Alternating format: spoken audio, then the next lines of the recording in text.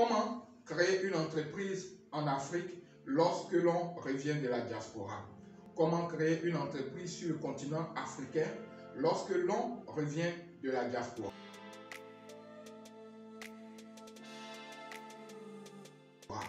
Bonjour, je suis François Dali de Startup d'Afrique et j'aimerais partager avec vous quelques acquis tirés de mon expérience. En fait, j'ai eu à créer quelques entreprises, certaines en Afrique et d'autres hors de l'Afrique. Mais dans cette vidéo, je vais principalement parler de la création d'une entreprise en Afrique lorsque l'on revient de la diaspora. J'ai effectivement créé une entreprise d'aménagement paysager alors que je revenais de la Turquie. J'ai créé cette entreprise en Côte d'Ivoire avec un associé qui vit toujours en Amérique du Nord et un autre associé qui était lui sur place à Abidjan. Vous comprenez donc que ce dont je parlerai sera principalement basé sur mon expérience, sur des choses que j'ai moi-même vécues. Mais plus généralement, la création d'entreprises par la diaspora est un sujet sérieux, disons sérieux et à la fois intéressant. Pour les États africains, les investissements de la diaspora se présentent comme une alternative sérieuse aux investissements directs étrangers et permettent aussi d'inverser la tendance pour ce qui concerne la fuite des cerveaux.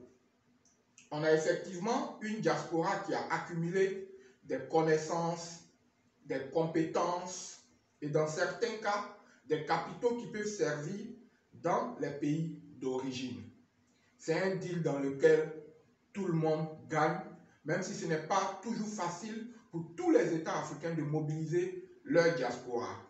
Au niveau personnel, au niveau individuel, je veux dire, les Africains de la diaspora, en prenant une part active dans la création d'entreprises sur le continent, ont la possibilité de vivre des succès personnels, de réaliser des projets qui leur tiennent à cœur et, disons-le, si tout se passe bien, de s'enrichir. Pour la majorité, l'Afrique présentera toujours des opportunités en termes de création d'entreprises que l'Occident ne pourra pas leur offrir. Je ne dis pas qu'un Africain ne peut pas réussir dans l'entrepreneuriat en Occident. Comprenez-moi bien. Si tu es étudiant TIAM ou un autre profil du genre, tu peux t'y essayer. Mais pour la majorité des Africains de la diaspora, pour ce qui concerne spécifiquement la création d'entreprises, l'Afrique offrira toujours de meilleures opportunités, de meilleures perspectives. Cela dit, il ne faut pas foncer la tête baissée dans la création d'entreprises lorsque l'on revient de la diaspora. Surtout si on n'a pas déjà eu une expérience dans la création d'entreprises en Afrique, pour savoir de quoi cela ressort. Je veux dire, si on n'a pas une idée des délais que les différentes démarches et activités prennent, si on n'a pas une idée des difficultés qu'il faudra résoudre et de la façon de traiter avec les différentes parties prenantes sur le marché, il faut prendre le temps de tâter le terrain avant de se jeter totalement à l'eau. La première des choses à faire serait d'identifier le secteur dans lequel vous allez vous investir. Le choix de ce secteur pourrait être lié à vos compétences, votre expérience ou à ce qui marche bien déjà localement. En général, si dans votre entourage, les gens savent que vous voulez créer une entreprise ou peut-être à votre demande, vous recevrez des conseils sur tel ou tel business. Il ne faut pas vous emballer pour autant. Parce qu'avec votre statut de Benguis, les gens pourraient vous conseiller tel business ou tel autre parce qu'ils se disent que vous êtes là avec une belle cagnotte à investir et que cela pourra ou devra leur être profitable. Peut-être parce qu'ils ont des compétences dans le domaine et qu'ils pourront travailler dans votre entreprise. Ici, leur conseil n'est pas basé sur la rentabilité du projet ou par votre capacité à gérer le projet bien entendu, mais plutôt par l'intérêt qu'ils ont à y tirer. Par exemple, un chauffeur de taxi peut vous faire miroiter des gains importants, des gains mirobolants dans le business des taxis, sans mentionner les problèmes qu'on rencontre dans cette activité.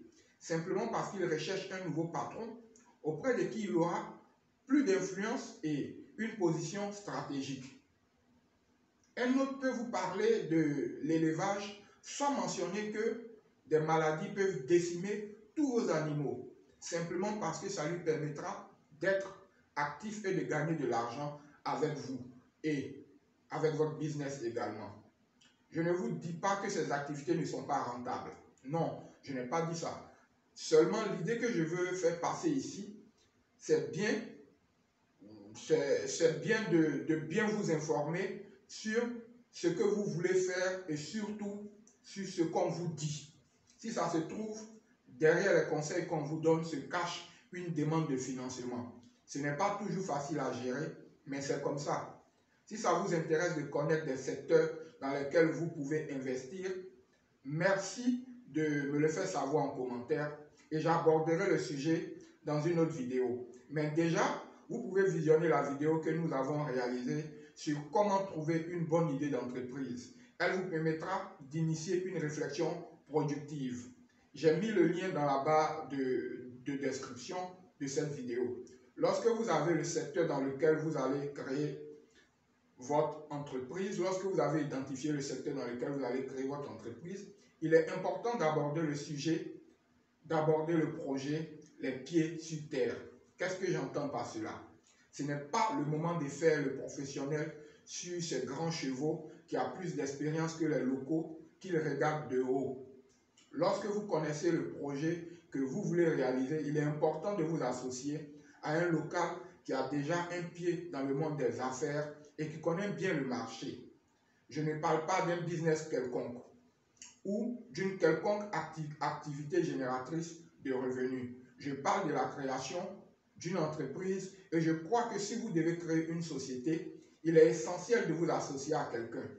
Il y a plusieurs raisons à cela, mais vous saurez dénicher aisément celui qui correspond à votre associé idéal si vous visionnez la vidéo que nous avons réalisée à ce sujet. Tous les liens sont dans la barre de description. Il faut que quelqu'un qui a déjà une expérience dans la création d'entreprises au niveau local ait un intérêt à voir votre business prospérer.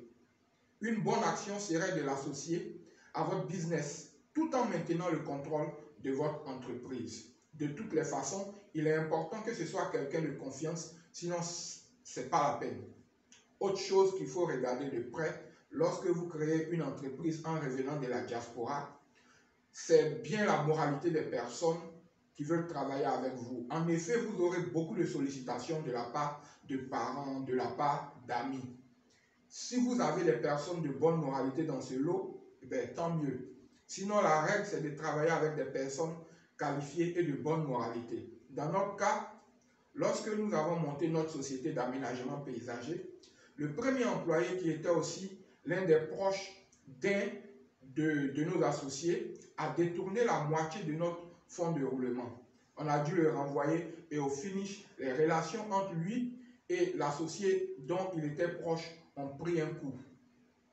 Pour cette raison, ne vous voyez pas comme le sauveur qui est venu sortir tout le monde du chômage. Faites attention à ce niveau. Un autre point, c'est de payer ceux qui travaillent pour vous.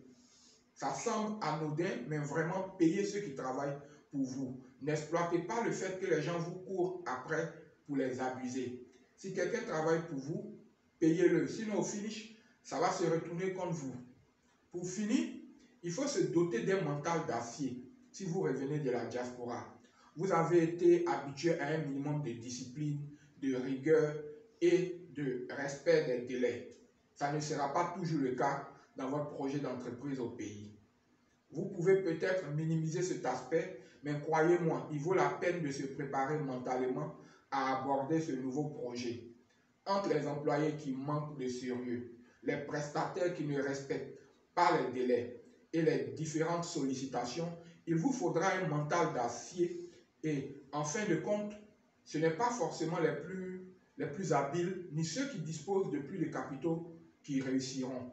Ceux qui réussiront seront ceux qui auront pu résister à toutes ces pressions. Il y a encore beaucoup de choses à dire, mais si déjà vous avez assimilé ce que je viens de mentionner, vous serez à même de réaliser de belles choses. J'espère vivement que vous vous donnerez cette possibilité en 2022. D'ici là, on se dit à la prochaine.